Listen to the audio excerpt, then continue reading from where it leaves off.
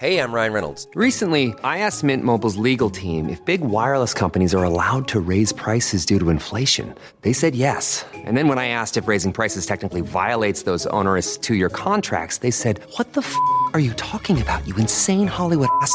So to recap, we're cutting the price of Mint Unlimited from $30 a month to just $15 a month. Give it a try at mintmobile.com/switch. $45 upfront payment equivalent to $15 per month. New customers on first 3-month plan only. Taxes and fees extra. Speed slower above 40 gigabytes. See details.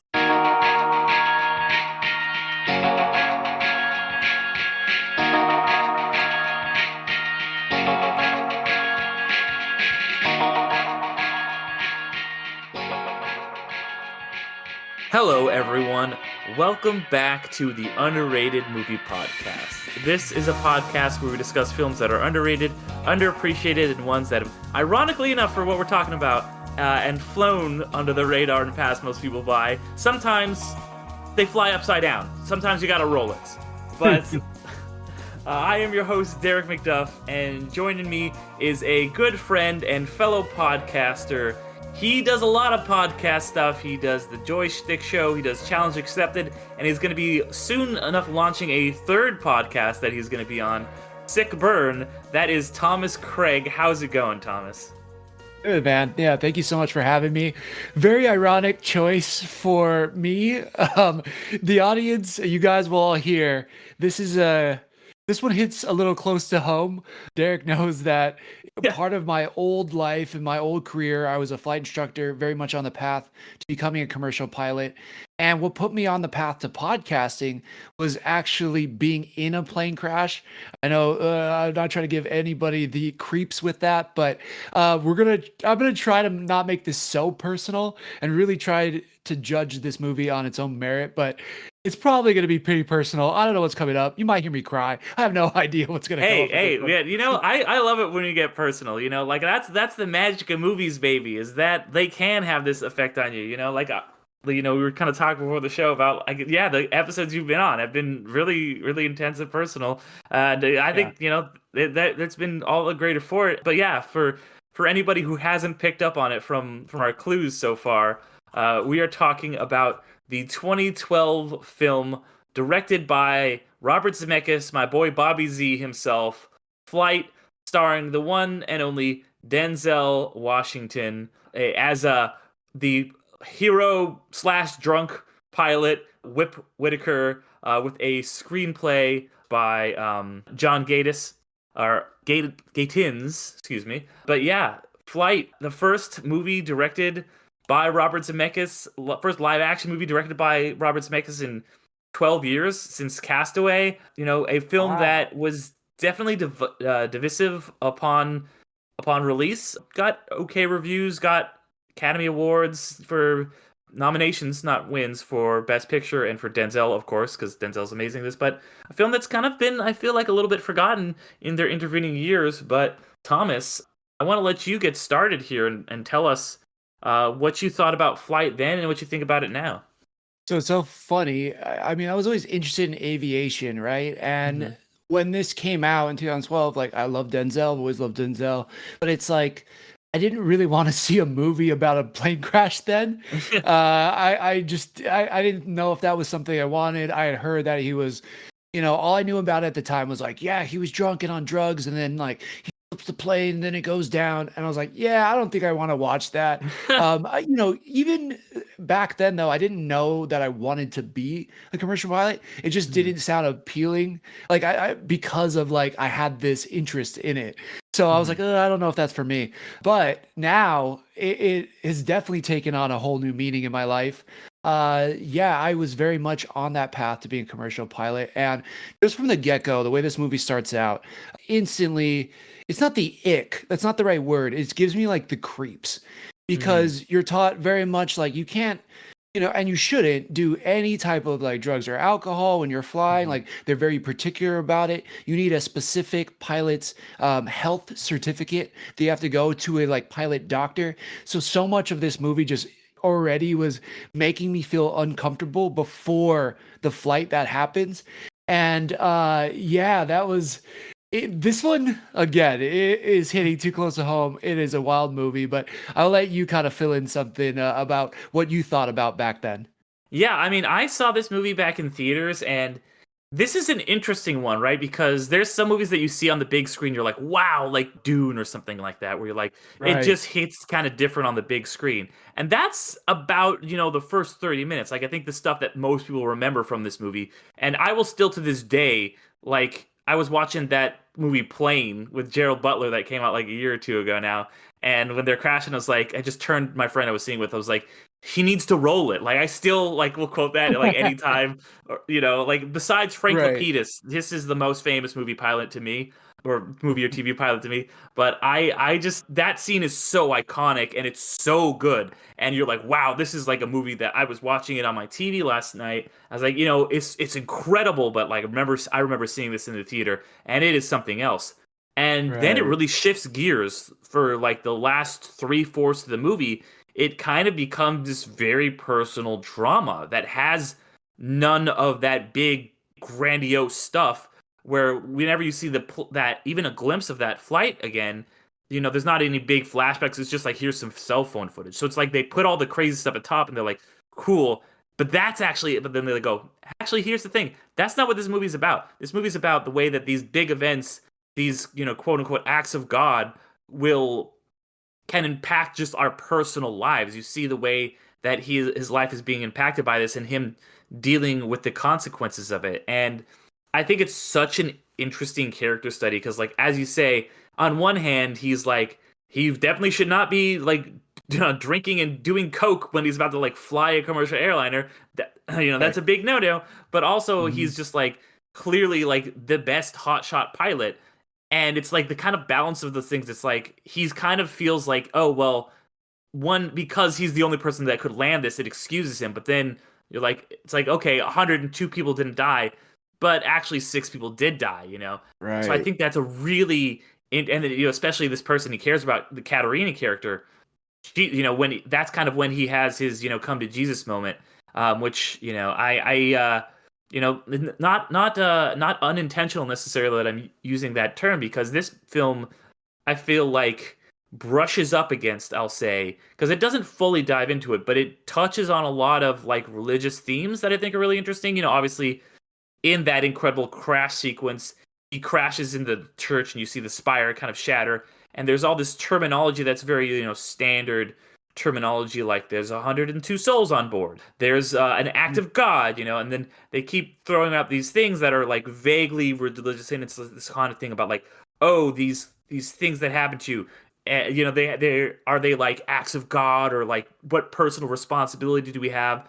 I love all of that, and I think the other scene that really stands out to me, besides the incredible plane crash scene, is the scene where you see the meeting of, the kind of two leads. You've seen Kelly Riley just kind of like as this addict. She's kind of like has her own separate plot for the first third of the movie. You're like, what's going on with her? She plays Right. Nicole, How does and she then she intersect with the story? And you're like, what's Yeah. what's this about? Because this doesn't seem to have anything to do with what we're seeing.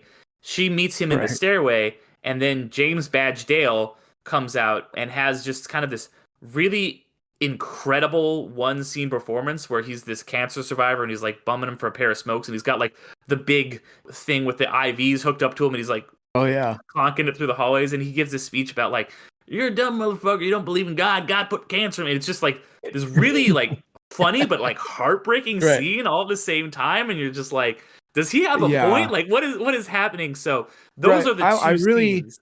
Yeah, Matt, you nailed it. I really want to dive into that scene. Like please. that one. First off, though, let's talk about the whole plane incident, though. Like, I still to this day, I'm not a aeronautical physicist. I've flown planes. I've even spun planes. You have to go through spin training Mhm. when you get your instructor rating. And I still am like, is that possible? Like, I don't know. Like, it I still remember seems when this so movie came far out, fetched. people were like, you would never do that. I was like, yeah, but it's fucking cool, all right? You're gonna have to roll it. I mean, they throw in some real terminology so that he can like Mhm. maintain altitude and he can kind of coast down, which I mean, you would say. I think it's pretty cool how they kind of show what we would call crew resource management, being like, okay, the co-pilot has a job, then he brings in a flight attendant. She has a job to kind of lift that manual pump system. I thought all that was like pretty cool. Again, don't know if you could spin a plane upside down and let it just coast, but whatever, it kind of works. Very intense crash scene. Yeah, man, I think all of that, there are aspects of it that I can really relate to. Again, I wasn't flying a commercial airliner, didn't have 102 people on board, but my accident, people did pass away, and it was a trip. Where when he's getting those flashes and he's getting pulled out of the plane, there was a lot of things that were very similar to what I experienced, and it was really interesting how the movie showed it. I thought they did a pretty good and accurate job. Now the hospital, the waking up, I thought that was also really kind of fascinating. There were some things I would have pushed back on, and in my experience, I was in that hospital for almost 6 months, and just kind of the way you live in a hospital with, I don't know how many different news reporters and stuff like that were around, but my family did have to like field some of that kind of stuff. So that was a really unique kind of situation. But he goes into that room, and I remember once I could like start walking again, I wanted to just get out and move around as much as possible, and they encourage it. But I had a walker, and you would kind of go out. So I could kind of relate to that. And then you're there and you see, you don't normally get to talk to other patients, but I feel like this was maybe the director getting some liberty. But I love that scene that you were talking about in the stairwell. I think it's so unique to have a group of people. They don't necessarily have the same injury, but even that guy would be like, "Hey, were you in the plane crash?" You kind of know sometimes if it's a serious accident what other people are in your ward. Like I was in the burn ICU in San Diego, and I knew what some other people, whether I would talk to them or not, but like a couple rooms down, what they were in for. And yeah, you hear things, and but I love that scene. I think it really highlights that at one point, they quoted my parents like, "Hey, he has a less than 10% chance of surviving, and we don't know what type of life he's going to have. We don't know if he's going to be able to walk again." And I didn't even know what condition I was in. There was no mirrors in there. Both my hands were bandaged. I couldn't feel what was going on. But there's a lot of like peace in a sense. And man, this might be getting really, really deep. But there was a moment, because I was kind of medically induced, so I was almost like in a coma. You do kind of feel, at least I felt, that I was at peace with whatever happened. And I got that sense from, I forgot the actor you just said who's in the stairwell with them. James Uh, Badgedale. he had this moment. He was like, maybe it's God, maybe it's not, like maybe I asked for it, maybe I did. And I think your brain does go through those things, especially like he seemed like a young guy, and it just seemed like, hey, this thing happened. I mean, could it get any worse by smoking a cigarette? I was pretty by the book, very healthy, was so strict about, drinking when it came to flying, made sure I never did it in a way that would affect me. And truthfully, there's so much your brain is doing when you're up there. You're constantly switching between 5 to 20 different focuses at the same time. You have to constantly plan. Like there's so much planning that goes into it. There's so much even after you land that you're constantly doing to wrap up to make sure everything's safe. It's like you can't jeopardize an ounce of your mental energy. But a lot of my life changed after I got out of the hospital. I was like, you know what, I'll have that extra piece of cake. Whatever, I'll have a couple extra beers or what. I was way more loose about it. And that did change a lot for me. It changed my personality. So I think in that brief stint, that guy, the way he kind of binds these characters together and is so open because of what he's experiencing, I really could relate to. And in fact, in some ways, all of these characters, I thought that was like that scene, and they let that scene breathe too. It's not like a few lines and they move on. They let that interaction kind of linger even after he leaves too. I really dug that. It was probably hard and uncomfortable for a lot of people, but it felt true to like my experience. Yeah, that scene, I think it really does a good job of like setting the table in so many ways for what you're going to see in the rest of the movie. Because, like I said, that opening is so big and bombastic, and you have, I do love that opening scene because it's basically, what people kind of refer to now as competency porn, where it's just like just seeing people doing their job really fucking well. Everything is just like, all right, like you were saying, you do this, I'm gonna get this person over here. All right, you're gonna have to pull it up and then push it back down. I'm gonna try this thing. Okay, it's not working. I'm flipping the plane over. Pull that thing over. Like it's why people love like movies like Apollo 13, you know. And this is just Yeah. like I don't know, 10-minute sequence where you're just seeing him just fucking just doing that shit. But then you move on, right? You have the fallout from that, and that scene really establishes the tone for the rest of the movie because it's just three people in a hallway talking, not even necessarily about things that are involved in the plot. It's much more thematic than it is plot or character driven. Because and that character, the James Badge Dale character, he never shows up again. I don't think he's ever even really mentioned again. And Right. it's just a scene with them talking. I don't think there's any musical score, and it's one of those things. Like sometimes you just have these crazy chance things happen to you. They meet in the stairwell because they're all trying to get some smokes, and one person disappears, and the two of these other people kind of start a relationship. He goes and like saves her from that horrible place that she's living, and she lives with him, and that kicks off their whole character arc and how they impact each other. And she's trying to get him help because they're in a lot. She's like almost like a step ahead of him. He's an addict, but Yeah. he can't admit that he is. He tries to quit a couple times, but he's like, you know what? I'm drinking because like I want to drink. I can stop anytime I want to. And she's like, no, come to a meeting. And he comes to a meeting, and he's kind of like, he won't raise his hand when they're like, who is there anyone here who's an alcoholic? Right. And he just kind of sits there with a scowl on his face, and then he just gets the fuck out and goes drinking and works on his dad's plane or whatever. So Yeah. yeah, really, really incredible table setting. And I just also got to say, like, I really appreciate the perspective that you're able to bring on this, because this is another thing we were talking about before. I was like, because I gave you this like kind of master list of movies that I'm thinking about covering. You gave me back two or three, and I was like, okay, let's go with Flight. That's a really good movie. And then I was like watching last night. I was like, oh yeah, shit. Thomas is a pilot. He was in a plane crash. Like he will probably have some very interesting things to say about this movie. So that'll be something. And so I'm very Man, and I'm glad to hear it, man. And yeah, and let I me just want tell to say you. too, you always Okay, go have like for such it. a positive energy when you're talking about this stuff, and I'm always very inspired whenever I hear you talk about these things, because your positivity always shines through. But so I'll stop cutting you off. I want to hear what you want to No, say. no, it just, yeah, I did not know what I was getting myself into with this movie. And I kept trying to be more analytical about it. I kept trying to look at, what shots are here? What are the actors doing? And I just kept felt I just kept putting myself in Denzel's position. And it was such a weird experience. I've been reviewing movies for 3 years, and this was a very, very unique experience for me in watching a movie and looking at it. I couldn't help but like put myself in all these situations.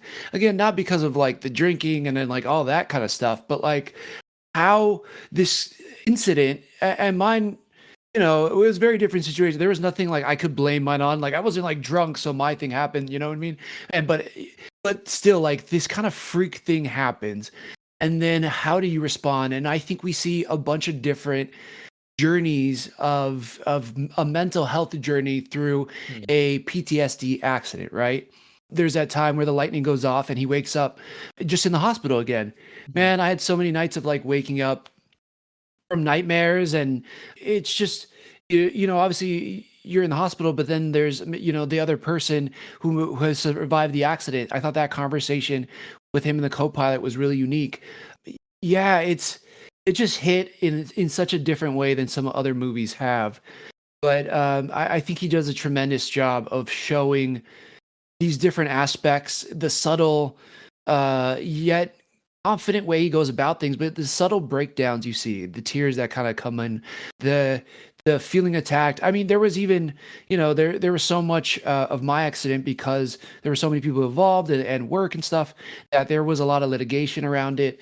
And it was really, yeah, a really unique experience watching this movie.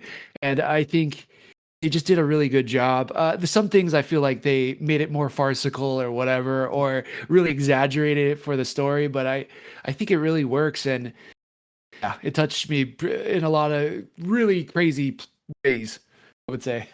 Yeah, definitely. And that's the power of movies, and I've talked about this before on the show. It's just like I feel like a lot of critics and stuff will, or especially people on podcasts and stuff, like people in our positions will try to be like, well, here's the objective take on this movie, and that's not a thing. That's no, everything is subjective, right? Something that works for you, like there's no universal thing that every single person on the planet can relate to. We all will approach things with our own biases, and that's Yeah, why I was like, okay, Thomas is going to have a much different take on this movie than I would. My take is just like totally. this is a cool, well done movie, with Yeah, really, and it really really great is. central performance. It really is. And I was talking about competency porn before, and like this movie is just like, oh yeah, you want to see like a master. And it was like at the time, it's like I think I'm just out of college when this movie comes out. I'm working at a movie theater at the time, and I know Zemeckis at that point because like now I'm a film buff and stuff,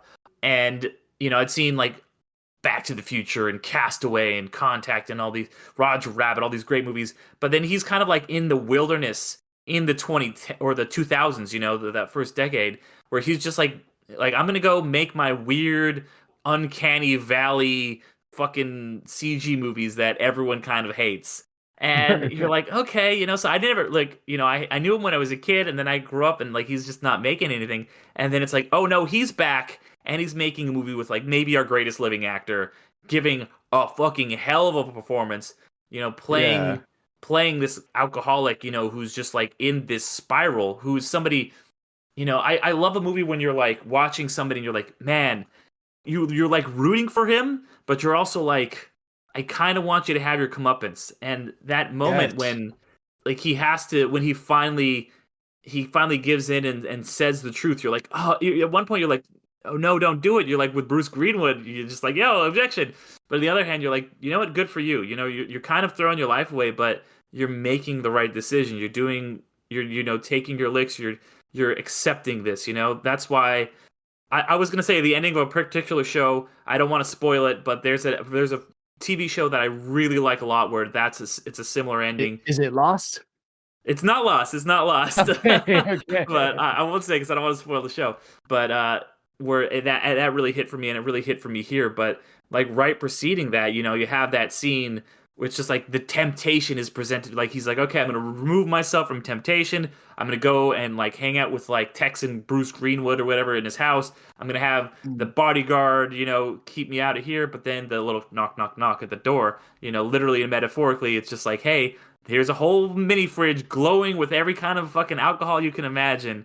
And then right. he's like, and where he grabs the little kettle one, which I'm also at the time was like, oh, that's my favorite vodka. Maybe that says something about me. But he's just like, oh, he grabs it and it's like he puts it down. And there's so many shots like that in the movie where like the camera just will like slowly pan to like him setting the alcohol down here, him doing this. And it's something I also just watched here, kind of like in preparation to catch up with Bobby Z. And there's a couple shots like that in that too, but they're that's all locked down, but it draws attention to it in a similar way. And but he really will be like, okay, here's the bottle, and that's the last scene where it's like it's right there in the center, and you're like, okay, he's walked away, and then he just grabs it, and you're like, man, we're fucked. Like there's no way he's having one drink here. Right, right. This guy is gonna go all the fuck in. And that Yeah, last scene when he kind of gives that speech to, or I guess second last scene. I one thing I didn't love about this movie is I don't think you need that last scene with the sun. That's right. like a hat on a hat. But like that second Yes. to last scene where he's giving the speech and he's like some people will forgive me, some people won't. But he's like this is a dumb thing for somebody who's locked up to say, but I found freedom, and he really has, and he's really just stopped letting this demon, this alcoholism, this thing control him. He's allowed himself to get help because throughout the movie, he just will not let anyone help him, despite people being all around him who are trying to help him, other than John Goodman, who is basically Right. the movie is really telling you like this guy sucks. We're gonna play sympathy for the devil to let you know that he is the devil, and you're like, okay, that's some Robert Zemeckis ass needle drops right there. There's a couple of those like Red Hot Chili Peppers and stuff, but Right. he finally allows the people in his life that he cares about to help him. And there's that little shot where you kind of are seeing like his one day of sobriety posters and cards up on the wall, and you see that Kelly Riley as Nicole has come back, his son, like all these characters, his AA sponsor are up there on the wall, and these people have surrounded himself. And I think that's so important because it's saying, like it's never too late to get help. The people who care about you will care about you. Yeah, yeah. I mean, yeah, you made so many good points there. I mean, I think for me, looking at his character in this movie, it's like, where else could he go? You Hmm. survive this thing, and we had talked about it when we started this. Is like, it wasn't an act of God. Where does he Hmm. fall in that? Right? The co-pilot forces him to pray. He's like, I'm mad at you. Hmm. Like you ruined my life. You absolutely did. But hey, if this is what God wanted, that's how we're gonna Hmm. go about it. And it is, whether you're a religious person or not, I think it is this amazing moment of mercy and of forgiveness in some ways, and I really dig that. I think, yeah, it's weird, because I he was so confident. He's like, nobody else could have done that. Nobody else could have. And they Hmm. do it with like the test flights and the simulators. Nobody can do that again. Which is something that they even showed with like the Sully flight, in Hmm. real life when he landed in the Hudson. And so that was a pretty unique take. But I'm just like, when is this guy going to admit that he fucked up? And I Hmm. needed to hear him say it. And it is interesting where they place it, right? In that final hearing after a night of binge drinking, he couldn't get out of his own way for one freaking night. He just had to stick to the script. And I'm happy that he wouldn't drag, his girlfriend, mistress, side piece, whatever, through the mud for his own sake. And I think that was the right choice. I don't know how else you could have done this movie. I think we would have just hated him. And I don't know if Denzel necessarily like there's always something about him where you kind of like are rooting for him, even if he's Hmm. despicable, even in Training Day, right? Like there's something about him. You're like, kind of like this guy. Like he's a Yeah. piece of shit, but I kind of like him. He's I like the think low key the best part of Gladiator 2, and I'm kind of like, you know what? yes. Fuck Paul Mescal. Like, actually, like let him be the emperor. Right, right. I agree. I agree. I really was disappointed in the Paul Mescal of it all for Gladiator 2, but so he's an amazing job. He's so subtle. He makes these really interesting choices with his mouth when he's Hmm. processing things, and just how steadfast he was too. I don't deserve this. I'm gonna get out of it. I think that's really amazing because I think there's a lot of people who can get through life doing something terrible, and maybe I don't know. Who knows if this is true?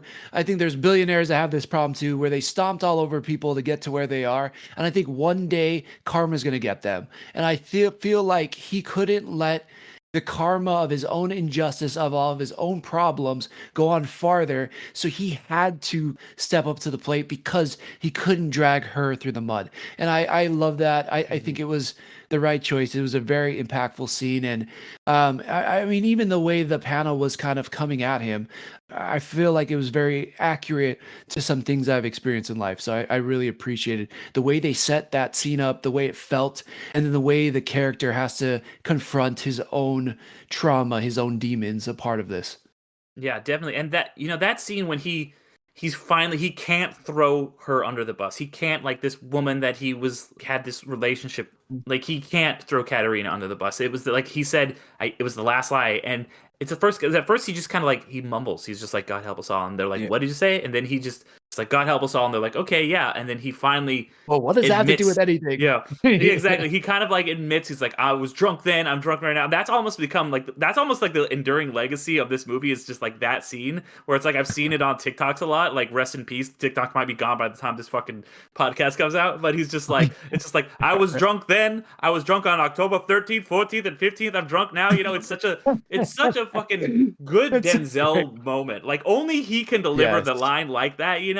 He's Yeah. such an incredible but he also like you said, he's doing a lot of subtle stuff with just like these little mouth movements and stuff. He's playing drunk really well, which people like don't realize is very hard to do. And he'll play like drunk at different levels. He'll be like big and like bombastic, and he's like hungover and like just sputtering on the floor with his head bleeding out, or he'll just be like he had a couple beers, and there's that scene where he goes and sees his wife and son, and he's just kind of like he's kind of buzzing, and he still smooth talks all the reporters and everything so he's got so many levels in this throughout the film, and he gives that great heartbreaking speech.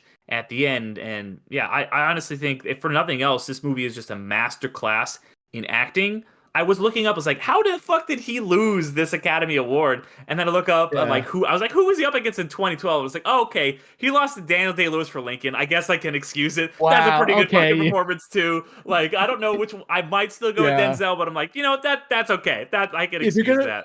if you're gonna lose to anybody, it's got to be Daniel Day-Lewis. Like I'm cool with that. Like you're like, okay, I get it for sure. Mhm. But yeah, I think it's so good how he shows the different stages of of alcoholism. Like I'm not an alcoholic and I don't know a ton or maybe yeah, I don't think I know a ton of like alcoholics, but I feel like I've known people who have been and you see them and how erratic Mhm. their mood is and Yeah. how they try to neglect it and you're like how can you be blind to this problem that you have? And he does such a good job. You called out the scene when he goes to see his wife or his ex-wife and his son. I think it's this amazing scene of him trying to throw out a lifeline to them and them not understanding. And then be like, "Hey, you're drunk again." The problem, the overall problem that you have, you're showing up that way for us. We can't pull you in because of this lifeline because you're showing up hammered. And the only person who's got his back is the person who's helping him get fucked up. It's like it seems like the age-old problem, but then you escalate it to this guy who seems very successful, has this very important, critical, high-pressure job. And how does that all culminate? I think it's so well done, and I agree with you. I think he plays drunk in all these different variations really, really well. And a guy who's trying to push aside his problems and not confront them. And then the true feeling of him and the true problems then emerge in him, whether he wants to or not, in all these various ways. Yeah, that they do such a good job of showing it in all these different situations. Yeah, and I think just it hits on something we were talking about earlier, where you have somebody who is exceptional in this one regard, and they think that excuses their behavior in all other regards. Because I think that's something that we see a lot of today, and that's something like, for example, like talk about The Social Network. That's a Right, movie about this right. guy who's like a fucking genius, and he creates this incredible thing that we all use every fucking day of our life. And it's like, actually, no, this guy fucking sucks. He drove away all his friends. He's kind of a monster. And we're seeing like how much Zuckerberg sucks now in real life, and how these tech bros are fucking ruining the world, essentially.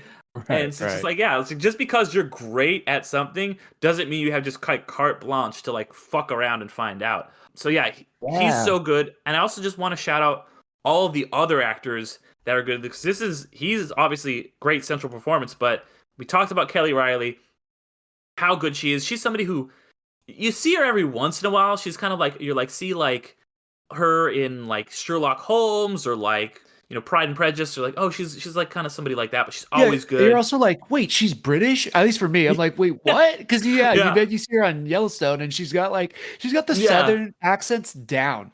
Like, I would Hmm. believe she's from Tennessee or something, like, nails it. Yeah, she's so good. Bruce Greenwood is incredible. We already talked about the one scene wonder James Badge Dale, who like, shout out to past and future guest Marion, good friend of mine, who's just like literally the number one James Badge Dale fan in the world. She like loves that guy. I don't know, like he's a good actor, but like shout out to him. And then also just Don Cheadle, who is doing like the kind of like Cheeto. almost thankless role of just being like the stick in the mud. He's just like, these fucking guy. He's like, this fucking guy is at it again. He's just so fucking frustrated at every turn. He's like, your guy fucked this, man. Like, Cheadle is just so good at just being just like, I'm done with this shit. I am so over it. I'm Right. really like just like, he's on one hand, he's the kind of a scumbag lawyer, but also just like, he's just like, get it. That's another competency important thing, which is like, he Yes, is thank you. really doing everything he needs to do.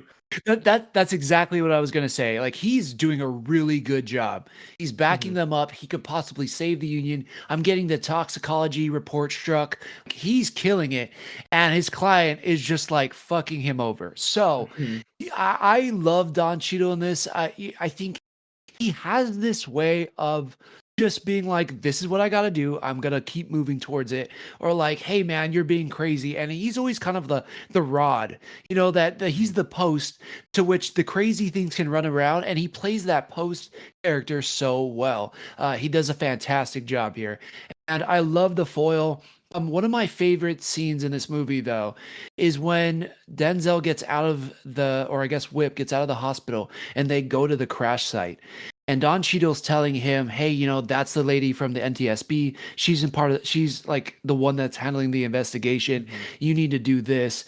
And he says something like, "They think God saved you or something," and Denzel says, "What kind of God would do this?" And and again, it kind of like is this amazing kind of scene from Denzel with, you're right, these religious undertones and how he's going through his own idea of faith and then repenting, which I think we get by that final scene of saying, "Hey, I really am guilty." But just that it's so subtle in some ways too. But man, that scene hit me really, really hard. And I really dug it, especially them looking over the crash and looking over the people that were there that day and how they're, like it means something more to them because they got to save people, and like the way they pray now helped other people and probably impacted their life. It's just like there's so many layers in that little. It's kind of a little scene. It's kind of an intimate scene, but man, I really dug their conversation there.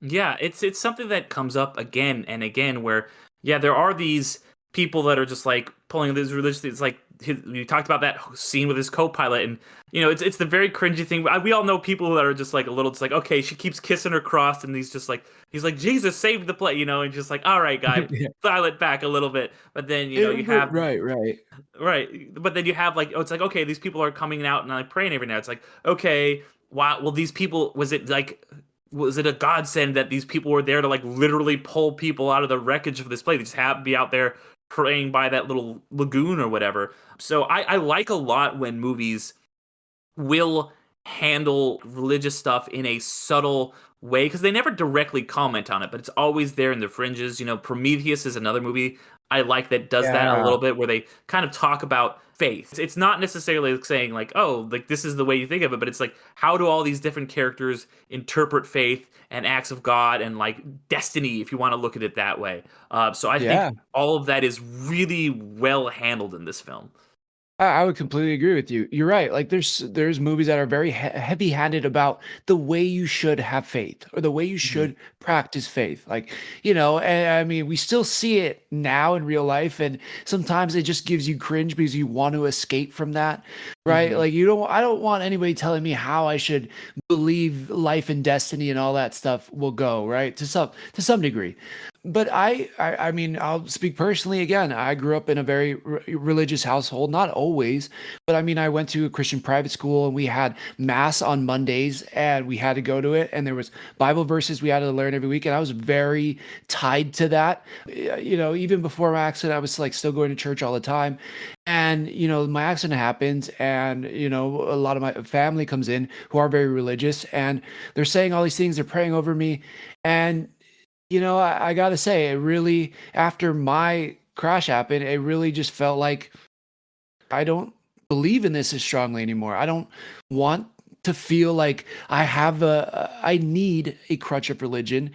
And I think that that's, if you do, and don't get me wrong, I think there's amazing things that come from religion. I think there's amazing things that give people peace and hope and faith and ease. Like, I think all those things are wonderful. But I mean, for me, it's kind of distanced me from that, where I feel like things happen. You have to take personal responsibility. You have to try to make the life you want. Your thoughts come in and they go out, but you have to decide which thoughts you focus on.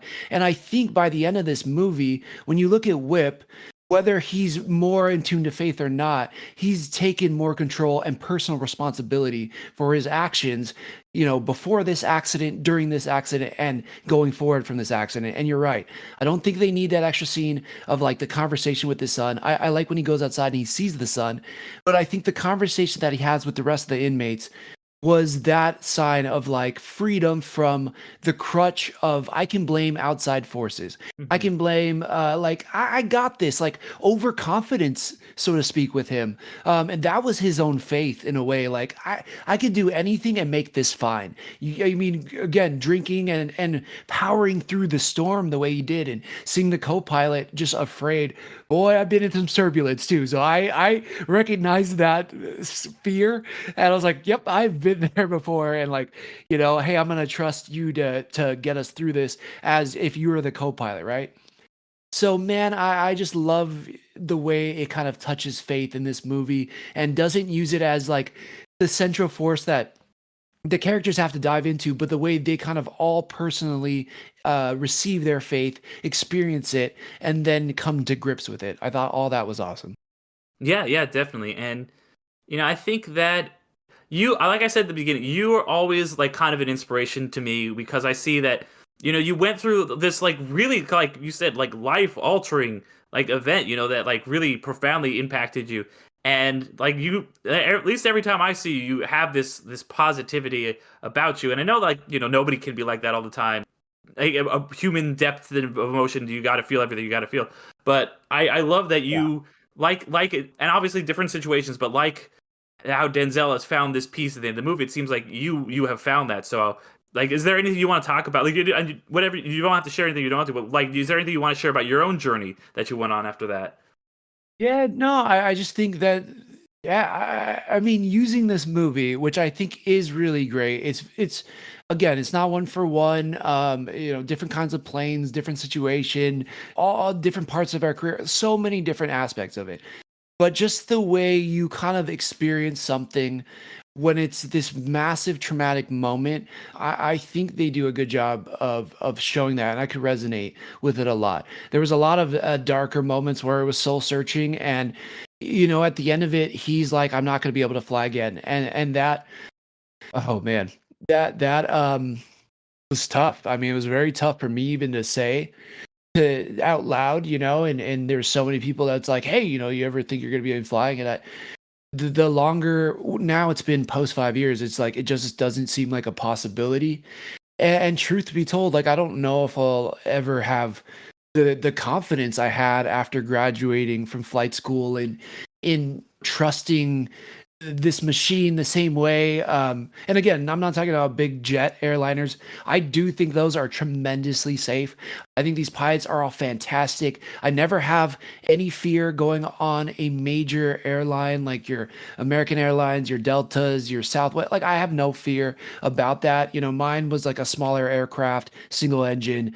But yeah, after this whole thing happened, you know, I get out of the hospital and then COVID happens.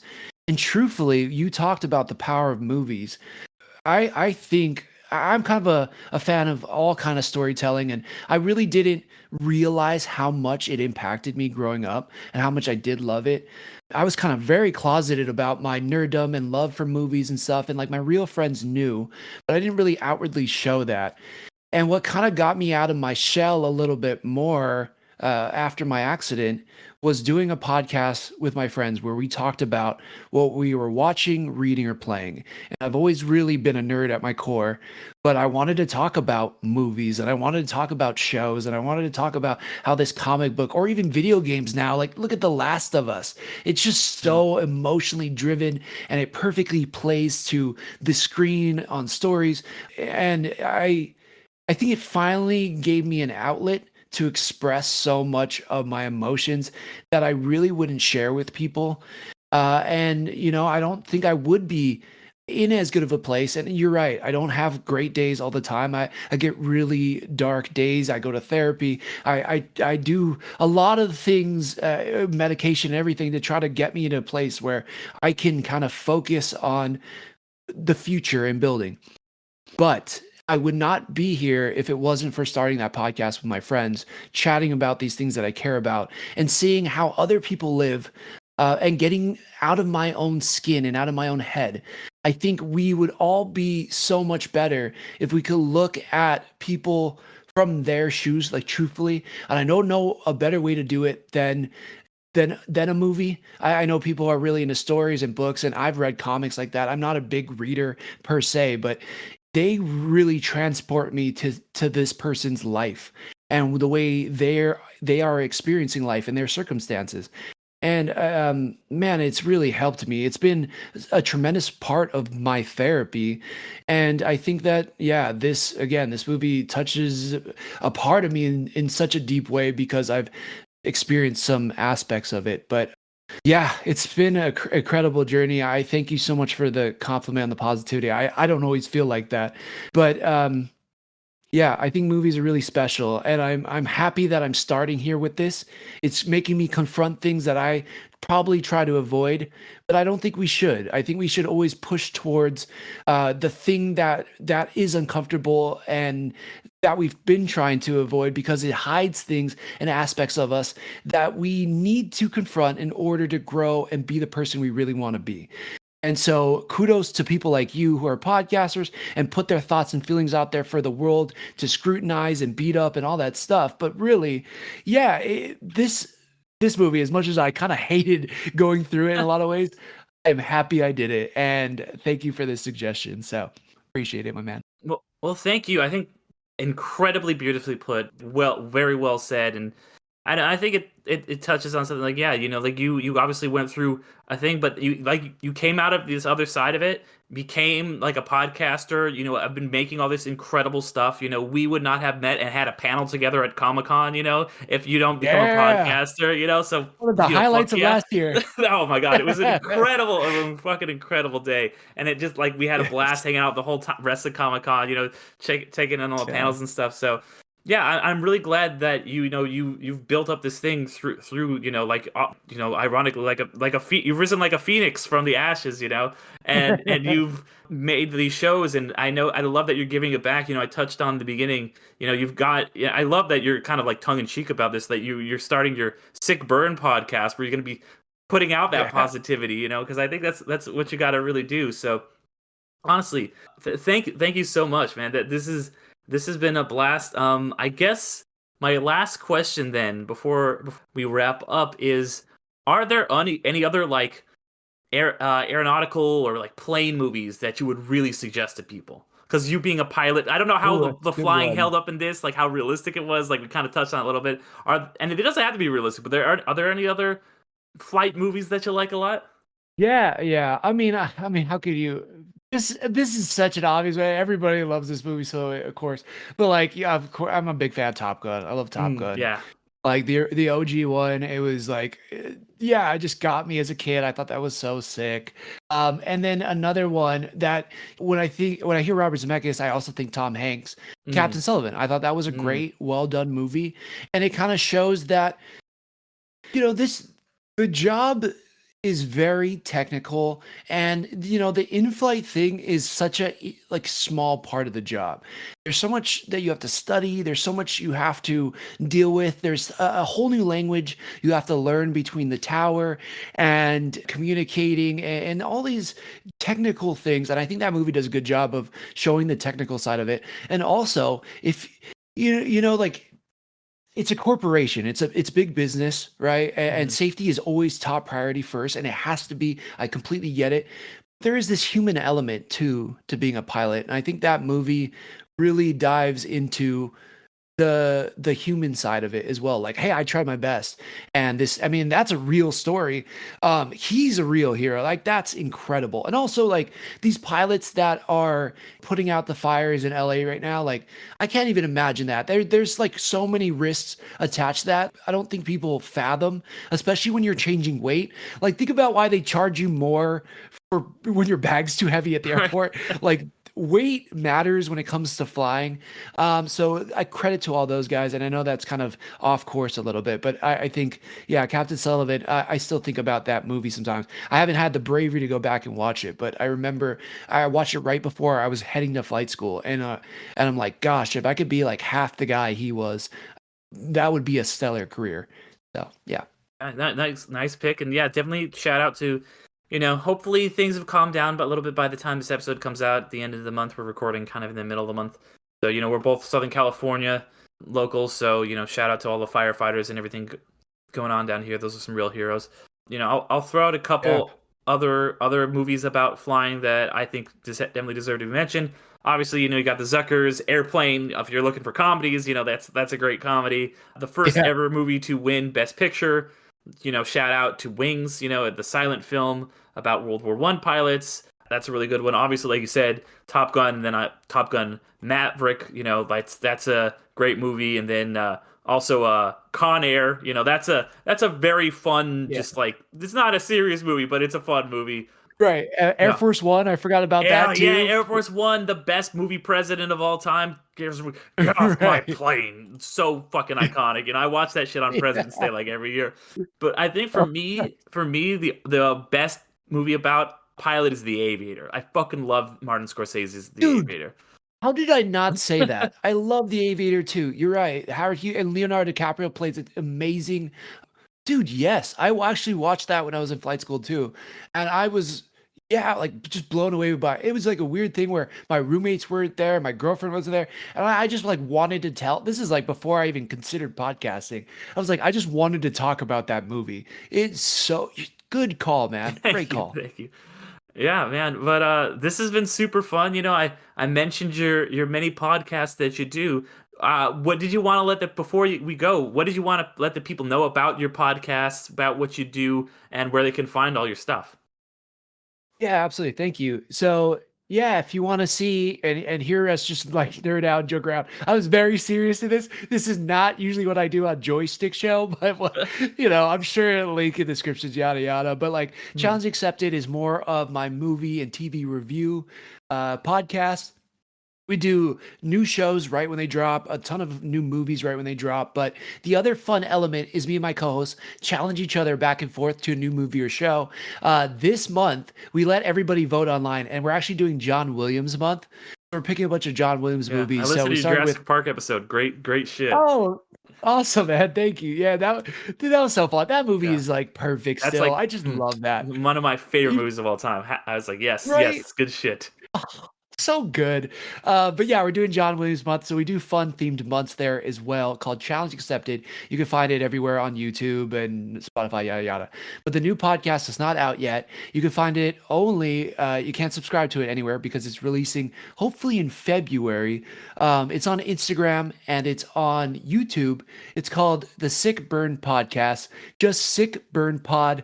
Obviously as a burn survivor, I want to have some fun with it. I don't want to like be doom and gloom about my whole situation, but it's I like puns too, so it just works. But yeah, if you want to, come check it out on Instagram and on YouTube. Yeah, good stuff. Definitely gonna be subscribed to that one when it comes out. So, shouldn't be too long here from when this episode drops. And if anybody out there is a fan of Thomas's, as I'm sure there are many of them, and have come over here to listen to this show for the first time, I would love it if you stick around, if you subscribe, if you've been listening for a little while. Maybe you give us 5 stars. That really helps the show get noticed. You know, if you're listening on YouTube, give us a like. A subscription is always very appreciated. Mention it to a friend. And if you're really passionate about it and you want to give me a little bit of kickback, a little bit of change for my trouble, I have a Patreon as well. So just go to Underrated Movie Podcast on Patreon or patreon.com/underratedmoviepodcast or underratedmoviepodcast.com. There's options for $1, $3, and $5 levels. It's called Underrated Disc 2, where for $1 a month you can get episodes a week early and ad-free. For $3, there's a whole other bonus podcast.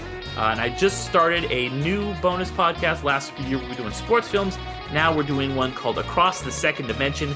That releases on the 15th of every month. That podcast has me look at films that were released in 3D, but watching them in 2D and seeing how they hold up. So, of course, as I mentioned, past guest Marion was the first guest for that one. We looked at Jaws 3D, which was a whole fucking trip and a half. And then for $5, you can, after you're a patron for a year, you at the $5 level, you can even suggest a movie for us to cover here on Underrated. And as long as it's not too crazy, we will do it. But yeah, so there's some options there. If you just want to give us a follow on any of the socials, Instagram, all that good stuff. But yeah, Thomas, one more time, thank you so much for coming on this episode and being my co-pilot here. Oh, right on. Good wordplay. I love that. Thank you. Proud Absolutely, of myself. English degree coming through. Well, yeah, thank you, man. Aloha, everybody. See you guys all next time.